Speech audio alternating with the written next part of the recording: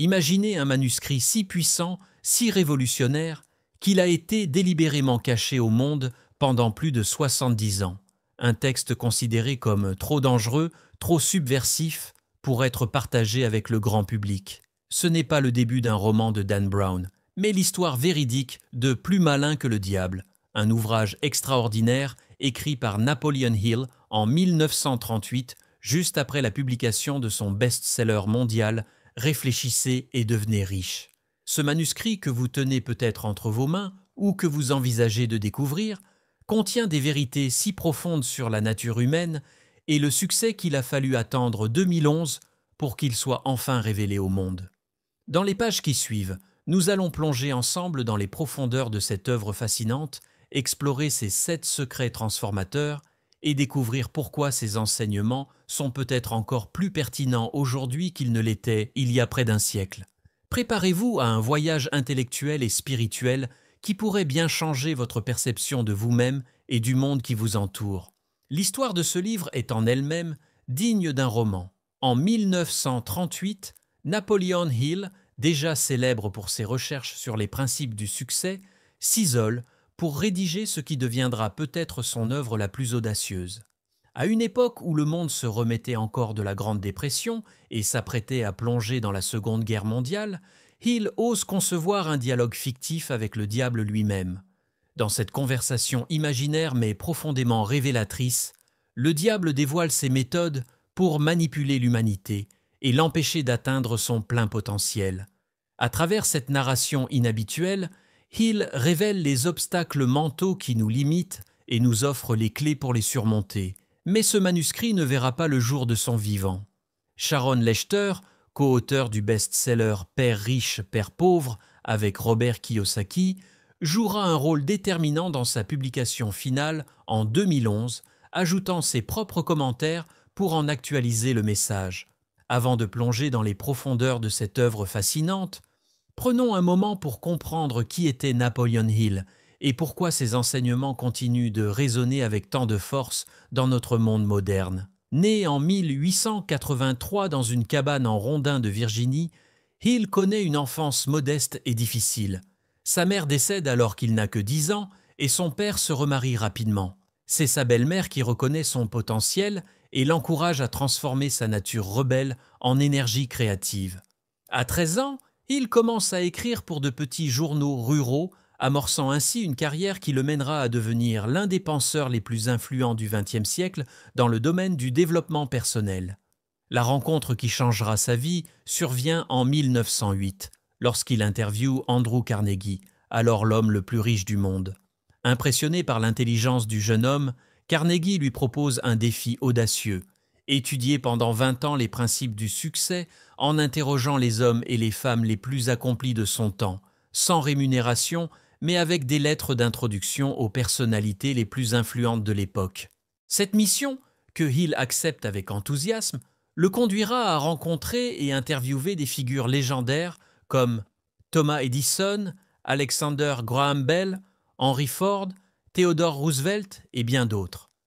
De ces rencontres et de ces recherches méticuleuses naîtra sa philosophie du succès, un ensemble de principes qu'il distillera dans plusieurs ouvrages, dont le plus célèbre reste « Réfléchissez et devenez riche ». Mais Plus malin que le diable occupe une place particulière dans son œuvre. Écrit à un moment où Hill avait atteint la maturité de sa pensée, ce livre représente peut-être sa vision la plus profonde et la plus spirituelle des obstacles qui nous empêchent d'atteindre notre plein potentiel. Pour comprendre la genèse de ce manuscrit extraordinaire, il faut se plonger dans une période tumultueuse de la vie de Hill. En 1926, il s'associe avec Donald Melley, éditeur d'un journal de l'Ohio, pour dénoncer le crime organisé. Leurs investigations deviennent si gênantes que Melley est assassiné. Hill, craignant pour sa vie, doit fuir et vivre caché pendant une année entière. C'est durant cette période d'isolement forcé qu'il commence à explorer les concepts qui mèneront plus tard à Plus malin que le diable. L'œuvre s'ouvre sur une mise en scène fascinante.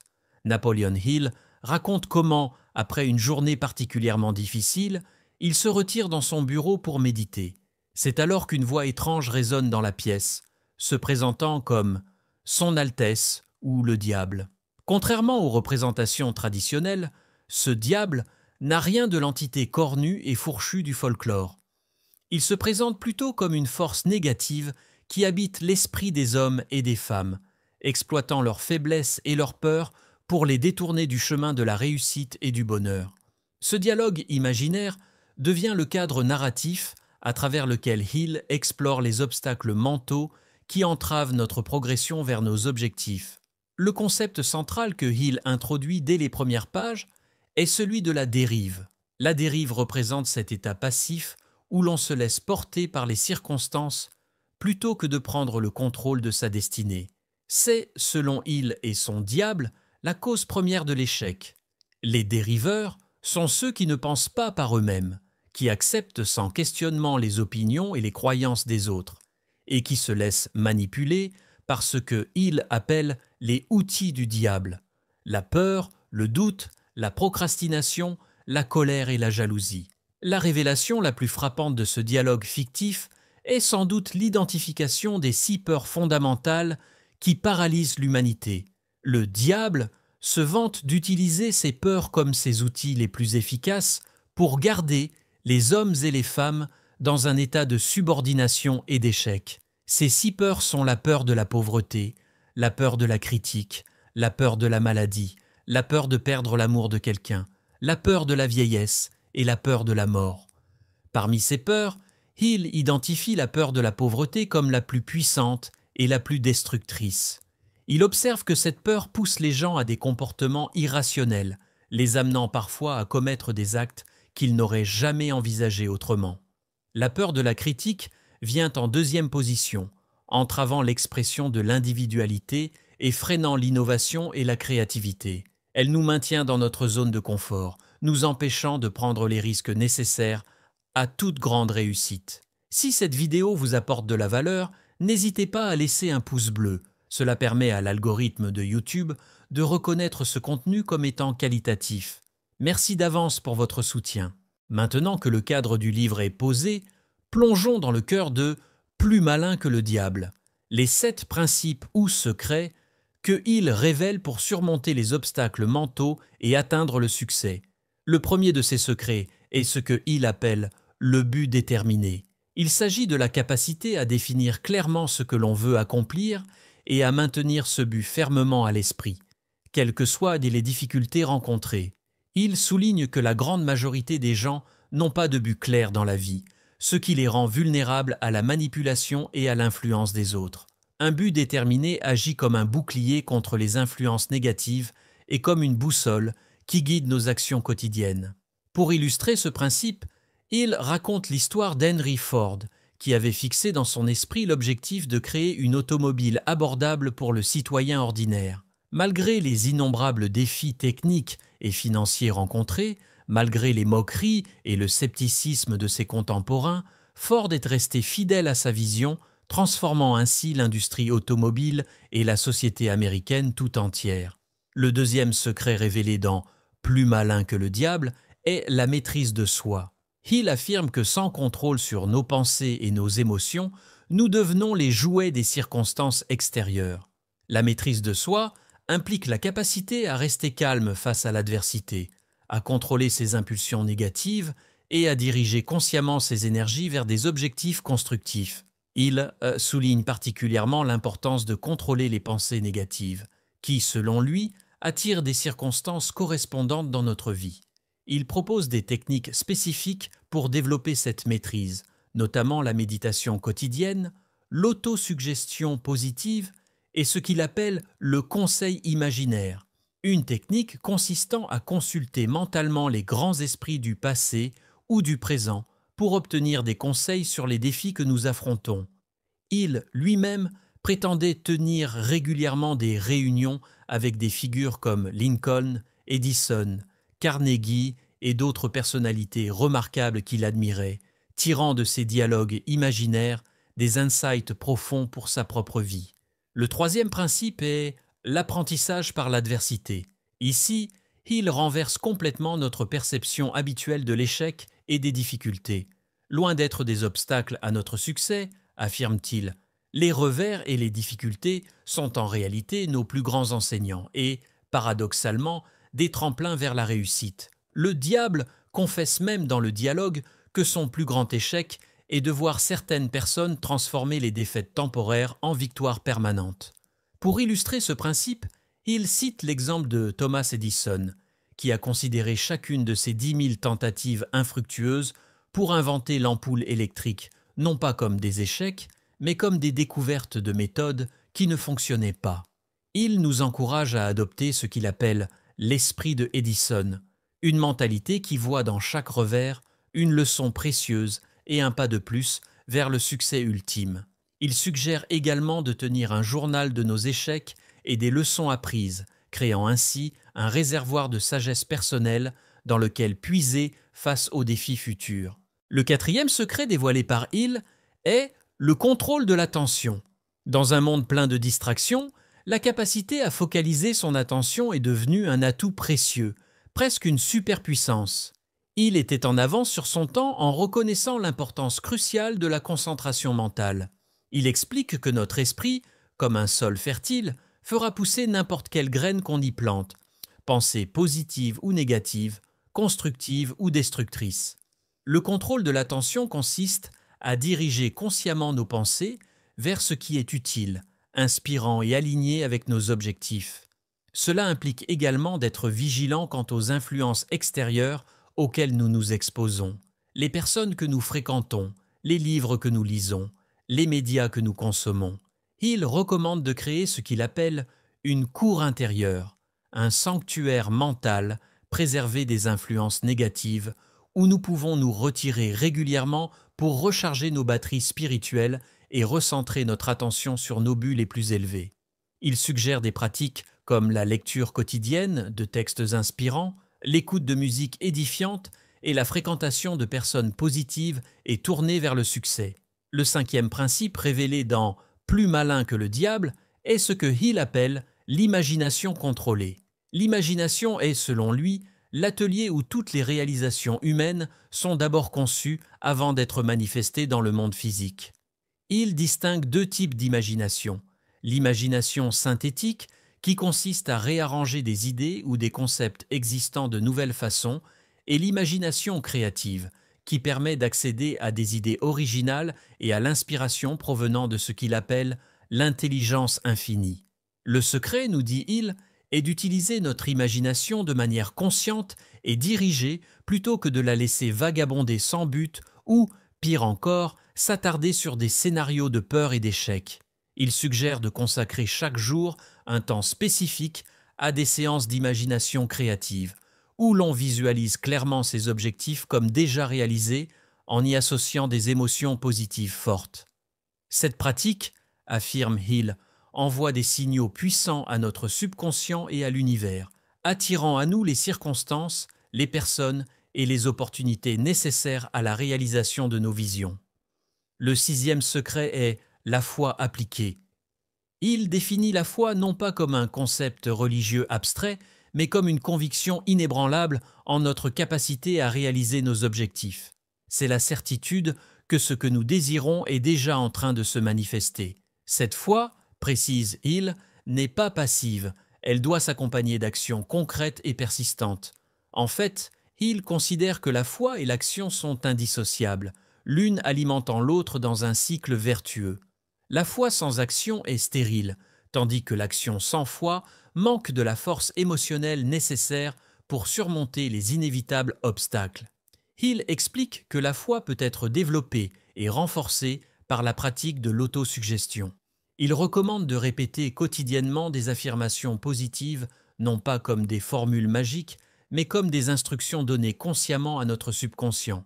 Ces affirmations doivent être formulées au présent, comme si ce que nous désirons était déjà accompli et chargé d'émotions positives. Par exemple, au lieu de dire « j'espère réussir un jour », il nous encourage à affirmer « je suis maintenant en train de réussir dans tout ce que j'entreprends ».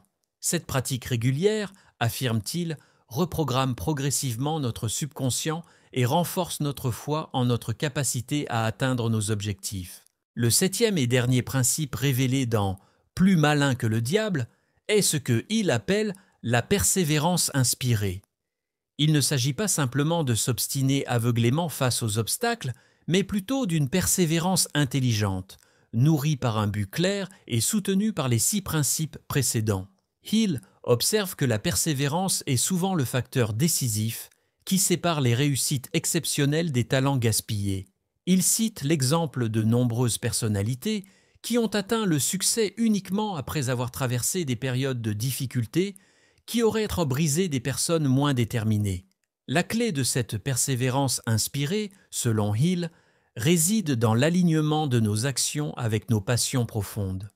Lorsque nous poursuivons quelque chose qui résonne profondément avec notre être, la persévérance devient presque naturelle. Il suggère de s'interroger régulièrement sur nos motivations profondes et de réaligner nos efforts lorsque nous sentons notre détermination faiblir. Il recommande également de créer ce qu'il appelle une alliance maîtresse, un groupe de personnes partageant des objectifs similaires et se soutenant mutuellement dans les moments difficiles. Au-delà de ces 7 principes spécifiques, plus malin que le diable, présente un concept fondamental qui sous-tend toute la philosophie de Hill, celui de l'autre soi. L'autre soi représente, selon Hill, notre véritable nature, cette part de nous-mêmes qui est connectée à ce qu'il appelle l'intelligence infinie ou la sagesse universelle. C'est notre guide intérieur, notre source d'inspiration et de créativité. Il raconte comment il a découvert son propre autre soi lors de périodes d'intense adversité, notamment lorsqu'il a dû fuir pour sa vie après l'assassinat de son associé. Dans ces moments où son intellect ordinaire était impuissant face aux défis, une sagesse supérieure semblait prendre le relais, lui montrant le chemin à suivre. Il explique que nous avons tous accès à cette intelligence supérieure, mais que la plupart d'entre nous l'ignorons, préférant nous fier à notre intellect limité. Pour établir le contact avec notre autre soi, Hill recommande plusieurs pratiques, notamment la méditation silencieuse, la prière affirmative, non pas comme une supplication, mais comme une déclaration de gratitude pour ce qui est déjà en train de se manifester, et ce qu'il appelle l'écoute inspirée, un état de réceptivité où nous nous ouvrons aux intuitions et aux inspirations venant de notre guide intérieur. Revenons maintenant au dialogue central du livre entre Hill et le diable. Au cours de cette conversation imaginaire mais profondément instructive, le diable révèle ses méthodes pour empêcher les hommes et les femmes d'atteindre leur plein potentiel. Sa stratégie principale, explique-t-il, est de maintenir les gens dans la peur et l'ignorance de leur propre pouvoir. Il se vante d'utiliser la propagande, les fausses informations et ce que Hill appelle la psychologie négative de masse pour influencer les pensées et les comportements humains. L'une des révélations les plus surprenantes de ce dialogue est que le diable n'a en réalité aucun pouvoir propre. Toute son influence provient de la peur et de la crédulité des hommes et des femmes qui lui prêtent involontairement leur propre pouvoir. Cette perspective transforme radicalement notre compréhension des obstacles qui nous limitent. Ce ne sont pas des forces extérieures invincibles qui nous retiennent, mais nos propres peurs, nos propres doutes, nos propres croyances limitantes. Et puisque ces obstacles résident en nous, nous avons également en nous le pouvoir de les surmonter. Le diable confesse également que sa méthode favorite pour contrôler l'esprit humain est l'habitude. Il explique que la plupart des gens vivent leur vie en pilote automatique, esclaves de habitudes qu'ils n'ont pas consciemment choisies. Ces habitudes de pensée et de comportement créent des sillons neuronaux profonds qui deviennent, avec le temps, de plus en plus difficiles à modifier. La bonne nouvelle, cependant, est que nous pouvons délibérément créer de nouvelles habitudes positives qui, pratiquées avec constance, remplaceront progressivement les anciennes. Hill suggère un programme de reconstruction mentale consistant à examiner consciemment nos habitudes actuelles, à identifier celles qui nous limitent et à les remplacer délibérément par des habitudes alignées avec nos objectifs et nos valeurs les plus élevées. Ce processus demande de la patience et de la persévérance, car les anciennes habitudes ne cèdent pas facilement. Il recommande de commencer par de petits changements et de construire progressivement de nouveaux schémas de pensée et de comportement. Un aspect particulièrement fascinant de « Plus malin que le diable » est sa discussion sur ce que Hill appelle l'hypnose de masse. Écrivant bien avant l'ère des médias sociaux et de l'information 24 heures sur 7, Hill démontre une clairvoyance remarquable en identifiant comment les masses peuvent être influencées et manipulées par un flux constant d'informations négatives et de propagande. Il observe que la plupart des gens n'exercent pas leur capacité de pensée critique, préférant absorber passivement les opinions et les croyances qui leur sont présentées. Cette vulnérabilité à la suggestion est exploitée par ceux que Hill appelle les marchands de peur, individus et organisations qui prospèrent en maintenant le public dans un état d'anxiété et d'insécurité. La défense contre cette hypnose de masse, affirme Hill, est le développement de ce qu'il appelle un esprit fermé de manière positive, non pas fermé aux nouvelles idées ou aux perspectives différentes, mais imperméable aux influences négatives et aux suggestions limitantes. Cela implique de choisir consciemment les sources d'informations auxquelles nous nous exposons, de cultiver notre capacité de discernement et de pratiquer ce que les stoïciens appelaient déjà l'hygiène mentale, la discipline de protéger notre esprit contre les pollutions intellectuelles et émotionnelles. Hill accorde également une attention particulière à la sexualité et à son rôle dans le succès ou l'échec. Dans une perspective assez avant-gardiste pour son époque, il présente l'énergie sexuelle non pas comme une force à réprimer ou à dilapider, mais comme une puissante énergie créatrice qui peut être sublimée et canalisée vers la réalisation de nos objectifs. Le diable confesse que l'une de ses plus grandes ruses a été d'entourer la sexualité de tabous et de superstitions, empêchant ainsi l'humanité de comprendre et d'utiliser constructivement cette force fondamentale. Il suggère que ceux qui ont réalisé des accomplissements extraordinaires dans les arts, les sciences ou les affaires ont souvent, consciemment ou non, maîtrisé l'art de transformer leur énergie sexuelle en créativité et en motivation. Sans entrer dans des techniques spécifiques, Hill indique que cette transmutation implique de diriger consciemment cette énergie vers des objectifs créatifs plutôt que de la disperser dans des activités purement sensuelles. Il souligne cependant qu'il ne préconise pas l'abstinence ou le déni des plaisirs naturels, mais plutôt une utilisation consciente et équilibrée de cette force vitale. L'un des aspects les plus fascinants de Plus malin que le diable est sa discussion sur les indices que nous offre la vie. Il parle des moments de synchronicité ou de hasard significatif qui se produisent lorsque nous sommes alignés avec notre but et ouverts à notre autre soi. Ces indices se manifestent de diverses façons. Une intuition soudaine, une rencontre fortuite, un livre qui tombe entre nos mains au moment parfait, ou même un revers qui, avec le recul, s'avère être une redirection bénéfique. Il suggère que ces indices sont en réalité des communications de notre autre soi ou de l'intelligence infinie, nous guidant vers notre plus grand bien. La clé pour percevoir ces indices est de maintenir ce qu'il appelle un état de conscience accru, une ouverture attentive à ce qui se passe autour et en nous. Il recommande de tenir un journal des synchronicités et des intuitions qui se présentent à nous, développant ainsi progressivement notre sensibilité à ce langage subtil de l'univers. Cette pratique, affirme Hill, nous permet d'accéder à une sagesse qui dépasse largement notre intellect ordinaire et nous guide vers des possibilités que notre esprit rationnel n'aurait peut-être jamais envisagées. La vision économique et sociale de Hill, telle qu'elle transparaît dans Plus malin que le diable, mérite également notre attention. Écrivant à une époque marquée par la Grande Dépression et la montée des idéologies totalitaires, Hill défend passionnément un système de libre entreprise tempéré par l'éthique et la responsabilité sociale. Il critique à la fois le capitalisme débridé, qui concentre les richesses sans considération pour le bien commun, et les systèmes collectivistes qui, selon lui, étouffent l'initiative individuelle et la créativité. La prospérité véritable, affirme Hill, ne peut venir que lorsque les individus sont libres de poursuivre leurs ambitions tout en contribuant positivement à la société. Il introduit le concept de ce qu'il appelle le capital d'amour, l'idée que la richesse véritable n'est pas seulement mesurée en termes financiers, mais aussi en termes de relations positives, de contribution au bien-être d'autrui et d'héritage spirituel. Cette vision équilibrée résonne étonnamment avec les discussions contemporaines sur l'entrepreneuriat social et la responsabilité des entreprises. Plus malin que le diable s'appuie sur de nombreux exemples historiques et contemporains pour illustrer ses principes. Hill mentionne fréquemment des figures comme Abraham Lincoln, qui a surmonté des origines modestes et de multiples échecs avant d'atteindre la présidence.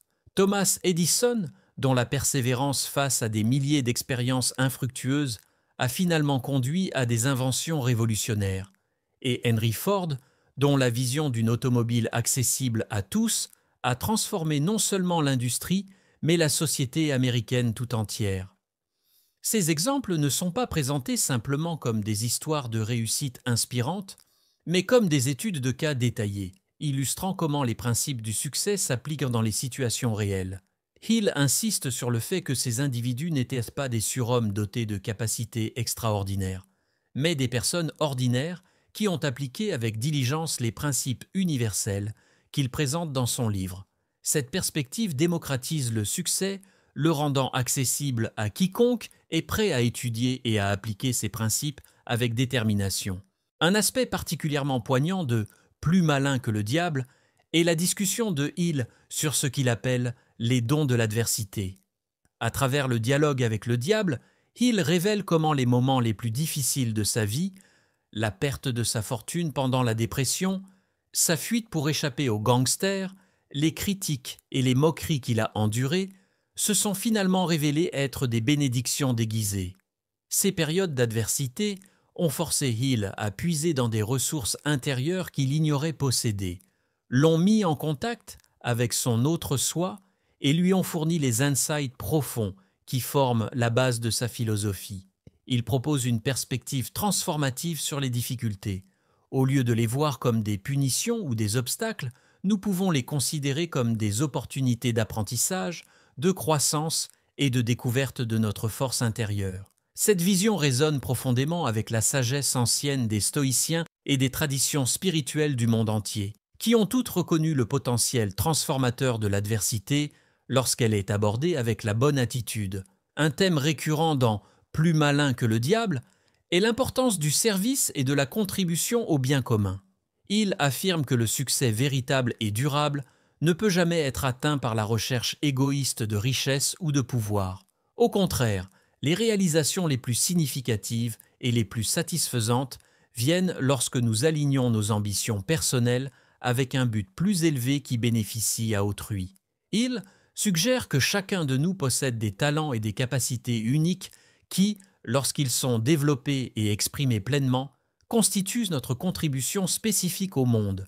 Trouver et poursuivre cette vocation, ce qu'il appelle notre but définitif, est selon lui la clé d'une vie de succès et d'épanouissement. Cette perspective élève la poursuite du succès au-delà de l'accumulation matérielle vers une quête de sens et de contribution authentique. Une section particulièrement éclairante de « Plus malin que le diable » traite de ce que Hill appelle l'art de la prière scientifique. Loin d'une approche superstitieuse ou dogmatique, Hill présente la prière comme une méthode pratique pour accéder à notre sagesse intérieure et à l'intelligence infinie. La prière scientifique, telle qu'il la conçoit, n'est pas une supplication à une divinité extérieure, mais plutôt un processus d'alignement conscient avec les forces créatrices de l'univers. Elle combine des éléments de gratitude, de visualisation positive, d'affirmation et de réceptivité méditative. Hill suggère un processus en 4 étapes. D'abord, clarifier précisément ce que l'on désire. Ensuite, exprimer une gratitude sincère, comme si ce désir était déjà réalisé. Puis, visualiser cette réalisation avec des détails vivants et des émotions positives. Enfin, rester dans un état de réceptivité attentive aux intuitions et aux directions qui émergent. Cette approche de la prière transcende les divisions religieuses et peut être pratiquée par quiconque, indépendamment de ses croyances spirituelles spécifiques. En abordant la question de la richesse et de la prospérité matérielle, Plus malin que le diable offre une perspective nuancée qui évite les extrêmes du matérialisme pur et du déni ascétique. Il affirme que la richesse en elle-même n'est ni bonne ni mauvaise, c'est l'attitude envers la richesse et l'usage qu'on en fait qui détermine sa valeur morale. Il critique ceux qui poursuivent l'argent comme une fin en soi, soulignant que cette approche mène invariablement à la déception et au vide existentiel. En même temps, Il réfute l'idée que la pauvreté a une quelconque vertu spirituelle. Au contraire, il soutient qu'une prospérité honnêtement acquise et sagement utilisée peut être un puissant moyen de faire le bien dans le monde. Il propose ce qu'il appelle la règle d'or de l'argent. Gagner notre richesse de manière éthique, en fournissant une valeur authentique aux autres, et l'utiliser non seulement pour notre bien-être personnel, mais aussi pour contribuer positivement à la société. Cette vision équilibrée de la prospérité résonne étonnamment avec les discussions contemporaines sur l'entrepreneuriat social et la richesse responsable. Dans les derniers chapitres de Plus malin que le diable, Hill aborde la question de l'héritage, non pas simplement en termes de biens matériels, mais surtout en termes d'impact durable sur les autres et sur le monde. Il nous invite à considérer comment nos actions, nos paroles et l'exemple de notre vie influencent ceux qui nous entourent et les générations futures. Il suggère de pratiquer régulièrement ce qu'il appelle l'examen de vie prospectif, un exercice qui consiste à nous projeter mentalement à la fin de notre vie et à réfléchir à l'héritage que nous souhaitons laisser. Quelle contribution aurons-nous apporté? Quelle vie aurons-nous touché positivement? Quelles valeurs aurons-nous incarnées? Cet exercice, affirme Hill, peut nous aider à aligner nos actions quotidiennes avec nos valeurs les plus profondes et nos aspirations les plus élevées, assurant ainsi que notre vie ait un impact significatif et durable. La conclusion de Plus malin que le diable est à la fois un défi et une inspiration. Il nous rappelle que les principes qu'il a présentés ne sont pas de simples théories, mais des lois pratiques qui ont été testées et prouvées dans sa propre vie et dans celle de nombreuses personnes qu'il a étudiées et conseillées. Ces principes, affirme-t-il, fonctionnent indépendamment des circonstances extérieures, des origines sociales ou du niveau d'éducation. La seule condition pour qu'ils transforment notre vie est que nous les appliquions avec constance et détermination. Hill lance un appel passionné à l'action, nous exhortant à ne pas laisser cette sagesse comme une simple connaissance intellectuelle, mais à la transformer en habitudes concrètes qui façonnent notre réalité quotidienne. Il nous rappelle que chaque moment est un choix, le choix de dériver passivement ou de naviguer consciemment vers notre destinée choisie. Et il nous assure que lorsque nous choisissons cette navigation consciente, nous découvrons en nous-mêmes des ressources et des capacités qui dépassent largement ce que nous aurions pu imaginer. Si Plus malin que le diable a été écrit il y a plus de 80 ans, sa pertinence pour notre monde moderne est frappante, voire prophétique. Dans une époque caractérisée par l'anxiété généralisée, la surinformation, les médias sociaux omniprésents et les crises multiples, écologiques, sanitaires, économiques, politiques, les principes de maîtrise mentale et de résistance psychologique que Hill présente sont peut-être encore plus vitaux aujourd'hui qu'ils ne l'étaient à son époque. Sa mise en garde contre l'hypnose de masse et sa plaidoirie pour une pensée indépendante semblent particulièrement prescientes à l'ère des chambres d'écho médiatiques et des algorithmes qui renforcent nos biais existants. Son appel à l'équilibre entre l'initiative individuelle et la responsabilité sociale offre une troisième voie entre l'individualisme débridé et le collectivisme contraignant, une vision qui pourrait éclairer nos débats contemporains sur l'organisation sociale et économique. Sa compréhension de la nature spirituelle du succès, enracinée non pas dans le dogme religieux, mais dans une conception universelle de la connexion à une intelligence supérieure, offre un antidote au matérialisme réducteur qui prévaut souvent dans nos cultures modernes. En lisant Plus malin que le diable, aujourd'hui, on ne peut s'empêcher d'être frappé par la profondeur de sa vision et la sagesse pratique qu'il offre pour naviguer dans les défis complexes de notre temps. Pour comprendre pleinement l'impact et la pertinence continue de Plus malin que le diable, il est important de le situer dans le contexte plus large de l'œuvre de Napoleon Hill. Ce livre représente en quelque sorte le couronnement spirituel de son travail, approfondissant et élargissant les principes qu'il avait présentés dans des ouvrages antérieurs comme Réfléchissez et devenez riche et La loi du succès. Alors que ces livres se concentraient davantage sur les méthodes pratiques pour atteindre la réussite matérielle, Plus malin que le diable explore les dimensions mentales, émotionnelles et spirituelles du succès véritable. Il représente l'aboutissement de la quête que Hill avait entreprise des décennies plus tôt lorsqu'il avait accepté le défi d'Andrew Carnegie d'étudier et de codifier les principes du succès. Ce qui rend ce livre particulièrement précieux, c'est qu'il ne se contente pas de nous dire ce qu'il faut faire pour réussir, mais il explore en profondeur les obstacles intérieurs qui nous empêchent d'appliquer ces principes, nous offrant ainsi une feuille de route complète pour la transformation personnelle. L'une des contributions les plus significatives de « Plus malin que le diable » est sa démystification du processus de réussite. Il démantèle l'idée que le succès est le résultat de la chance, des circonstances favorables ou de talents innés extraordinaires. Au contraire, il présente le succès comme le résultat prévisible de l'application diligente de principes spécifiques à la portée de tous. Cette démocratisation du succès est peut-être l'héritage le plus important de Hill. À une époque où les disparités sociales et économiques s'accentuent, où beaucoup se sentent impuissants face à des forces qui semblent hors de leur contrôle, le message de Hill rappelle que notre pouvoir le plus fondamental, celui de choisir nos pensées et nos attitudes, ne peut jamais nous être enlevé. Et c'est précisément ce pouvoir, affirme-t-il, qui est le levier le plus puissant pour transformer notre vie et, par extension, le monde qui nous entoure. Pour ceux qui découvrent Plus malin que le diable pour la première fois, il est naturel de se demander comment appliquer concrètement ces enseignements dans notre vie quotidienne. Hill lui-même aurait sans doute suggéré de commencer par ce qu'il appelle l'inventaire personnel, un exercice qui consiste à examiner honnêtement nos croyances, nos habitudes et nos attitudes actuelles en identifiant celles qui nous limitent et celles qui nous propulsent vers nos objectifs. Cet examen n'est pas une occasion d'autocritique négative, mais plutôt une opportunité d'autoconscience lucide qui précède toute transformation authentique. Une fois cet inventaire réalisé, Hill recommanderait probablement de définir clairement ce qu'il appelle notre but définitif, cette vision qui donne direction et sens à tous nos efforts. Ce but n'est pas simplement un objectif matériel, mais une expression de notre contribution unique au monde, alignée avec nos talents, nos valeurs et nos passions les plus profondes. Avec ce but clairement défini, nous pouvons commencer à pratiquer quotidiennement les 7 principes présentés dans le livre, sachant que, comme tout apprentissage significatif, la maîtrise viendra avec la pratique constante plutôt que par des efforts sporadiques ou des transformations miraculeuses.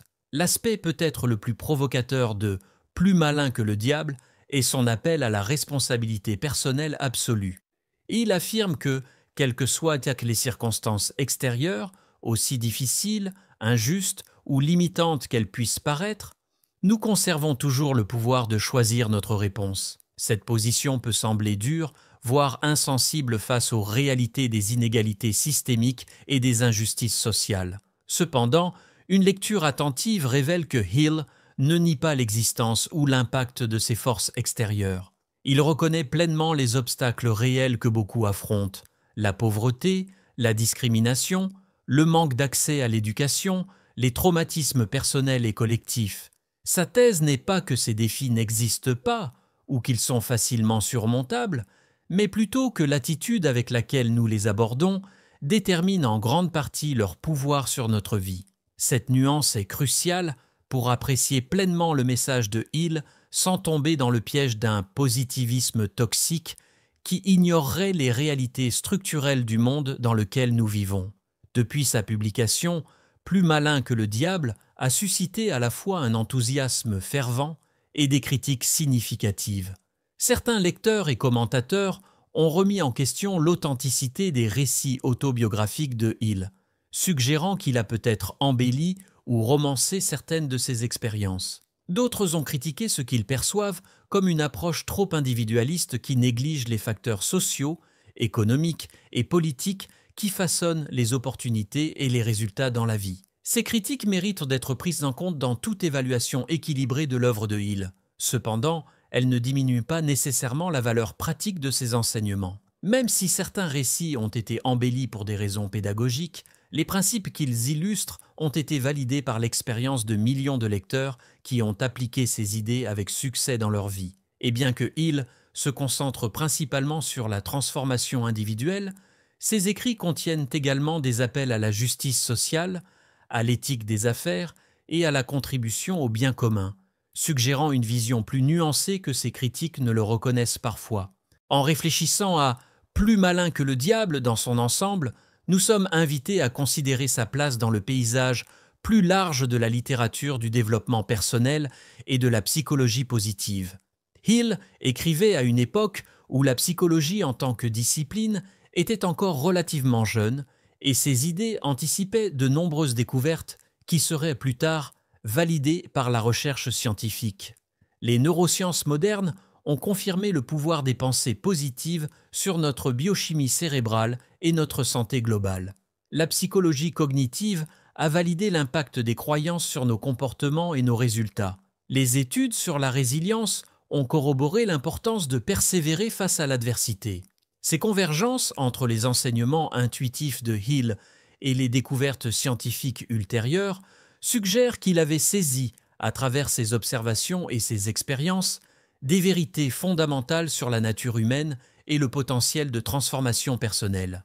Loin d'être simplement un motivateur inspirant ou un vendeur de pensées positives, Hill peut être considéré comme un chercheur sérieux qui a consacré sa vie à comprendre et à codifier les principes du succès psychologique et matériel.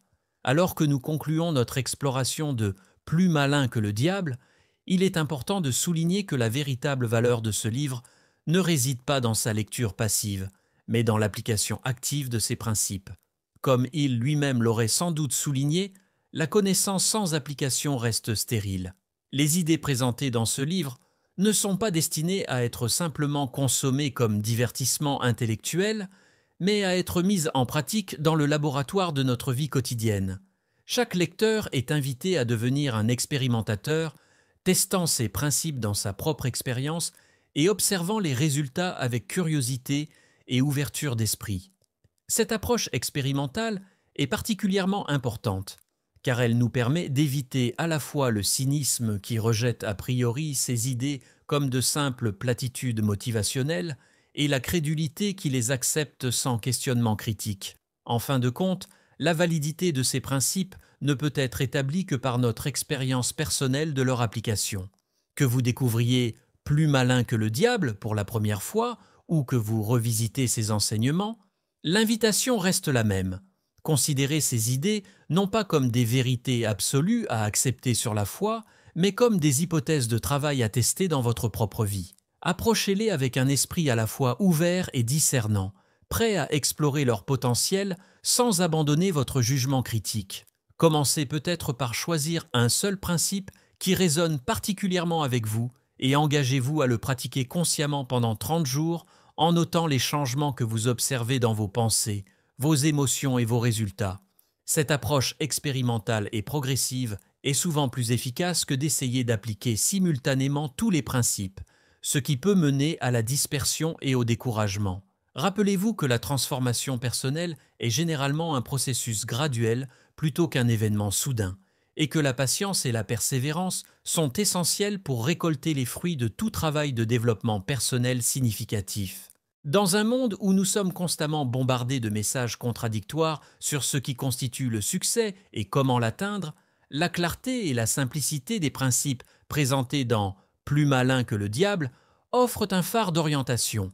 Loin des promesses de solutions rapides ou de formules magiques qui caractérisent tant de la littérature contemporaine du développement personnel, il nous offre une sagesse éprouvée par le temps, enracinée dans son étude approfondie des personnes qui ont réalisé des accomplissements extraordinaires dans divers domaines de la vie. Son message fondamental, que nous avons tous en nous le pouvoir de façonner notre destinée à travers nos pensées, nos croyances et nos actions, est à la fois universellement applicable et profondément personnel dans son expression. Que vous soyez un entrepreneur cherchant à bâtir une entreprise prospère, un artiste aspirant à exprimer pleinement votre créativité, un parent déterminé à élever des enfants épanouis, ou simplement quelqu'un qui cherche à vivre avec plus de sens et de satisfaction, les principes présentés dans ce livre offrent des outils pratiques pour vous aider à réaliser vos aspirations les plus profondes. En définitive, le véritable test de la valeur de « plus malin que le diable » réside dans la transformation qu'il peut inspirer dans votre propre vie. Les millions de lecteurs qui ont trouvé dans ces pages l'inspiration et les outils pratiques pour surmonter leurs limitations et atteindre de nouveaux niveaux de réalisation témoignent de son pouvoir durable. Pourtant, chaque nouvelle génération doit redécouvrir et réinterpréter ses enseignements à la lumière de son époque et de ses défis spécifiques. C'est peut-être là que réside le génie durable de Napoleon Hill, dans sa capacité à articuler des principes suffisamment universels pour transcender les époques et les cultures, tout en restant assez pratique pour être appliqué dans les circonstances uniques de chaque vie individuelle. En ce sens, Plus malin que le diable n'est pas simplement un livre à lire, mais une invitation à un voyage de découverte de soi et de réalisation de potentiel qui peut se poursuivre tout au long d'une vie. Alors que vous fermez ces pages ou que vous vous apprêtez à explorer directement le livre original, posez-vous cette question.